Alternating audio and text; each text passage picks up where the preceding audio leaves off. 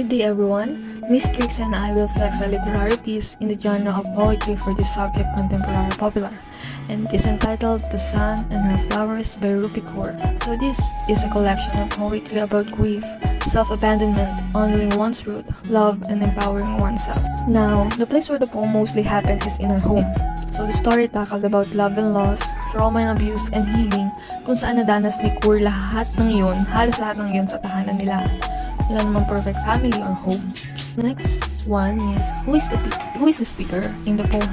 It is no other than Kaur herself. So in keeping with the genre of confessional poetry, Kaur herself is the speaker of each poem. Pag sinabi natin confessional poetry, ito yung kung saan yung poet, they express strong psychological traumas, kadalasan from childhood or about sa laban nila with mental illness or breakdown. And sinusulat ito in informal or conversational way. So, Rupi Kaur confessed the journey of her personal life from wilting to falling, from falling to rooting, from rooting to rising, and from rising to blooming. Yung nabanggit na wilting, falling, rooting, rising, and blooming, yan yung 5 section ng libro ni Rupi Kaur. So, the first section is called Wilting, and she writes about the experiences of heartache that many people go through. She questions love and speaks of moving on and closure. So, in this stage, si writer ay nagsusulat siya ng experiences ng mga tao about sa heartache. So, dito rin niya kine-question yung love and parang mas nai-emphasize yung pag-moving on and yung closure. So, falling is the next part. So, where she shares her struggle with love and what seemed like rock bottom. So, many of the poems are about her low self-esteem. So, during this period of time, it seems like she lost faith in many people around her. So, in this stage, dito, yun nga kung saan she shares her struggle with love. So, during this stage, yung main topics ng mga poem niya is tungkol sa pagbaba ng self-esteem. Nawala na rin siya ng tiwala sa mga taong nakapaligid sa kanya. So, the next stage is rooting. And in this chapter, Rupi Kaur goes back to her ancestry and family life. So, we read about her parents' story as immigrants from India and the things she wishes she could have told her mother before. She shared her mother's struggles and thoughts.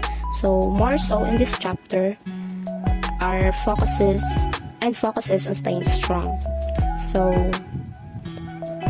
all about rooting is all about sa pinanggalingan niya tungkol sa family history niya. Sa chapter na to, dito niya shinare yung struggles ng nanay niya tsaka kung paano maging matatag. So, rising is the second last section, and she writes about how she has now found a new love. You can see that she is much stronger and happier, is on her way to blooming. So, dito, sa stage na to, dito, kung paano niya nahanap yung new love niya. Dito, mas nag-improve siya, mas naging masaya siya, tsaka mas naging maganda yung perception niya sa buhay. The final chapter of the book is blooming. So in this stage, this is when anyone is at their full potential and loves themselves the most. This is about self-acceptance and teaches us that in order to love others, you have to love yourself first. Ang tao, ikaw, ay parang bulaklak tulad ng sinabi ni Maring Rupi. May pagkakataon na nalalanta pag pinabayaan, pag iniwan, pag kinalimutan, pero pag diniligan mo, minahal mo, pinahalagaan mo, sa huli, nagiging blooming siya. Yung result, nagiging maganda. Sabi nga nila, it doesn't rain forever for there's a rainbow after a storm. May time talaga sa buhay natin na lalagapak tayo, babagsak tayo, pero di dapat tayo sumusuko dahil lang sa bubagsak tayo. Dahil may perfect timing si Lord. Mag-shine pa rin tayo no matter what happens. Kasi ganyan ang buhay bago di ba maging successful. Dagdag ng failures muna kaharapin natin, gano'n. Okay, first key lesson na makukuha natin sa libro is, you can be anyone you want to be. Here, Rupi reminds us that women are powerful, women are strong, and women are successful.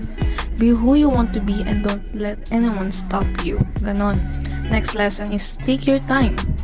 If you're lacking confidence and find yourself comparing your life with others, it's normal and it's okay to take your time to find your inner self-belief and self-love. Take all the time you need to be yourself and focus on being the best version of you. Huwag tayo masyadong magpadali. Take our time, ganun. Next lesson is, live your brightest life. So life isn't always bright and it comes with high and lows. Hindi naman laging masaya. May pagkakataon talagang may malungkot na days. But make sure you're making the most of it. Do things that makes you happy. Surround yourself with people that make you smile and remind yourself every day that life is good. And last lesson, key lesson na ating makukuha nyo once na binasa nyo yung libro. It's okay not to be okay. If you feel sad, if you're lacking confidence, if you just feel that life isn't as colorful as it should be, that's okay. Okay lang yun na maramdaman natin yun. Pero huwag mo namang araw-arawin. Pero okay lang, valid yun. Valid na minsan ganun ang maramdaman natin. So that's it. Hope you learn from us. And thank you for listening.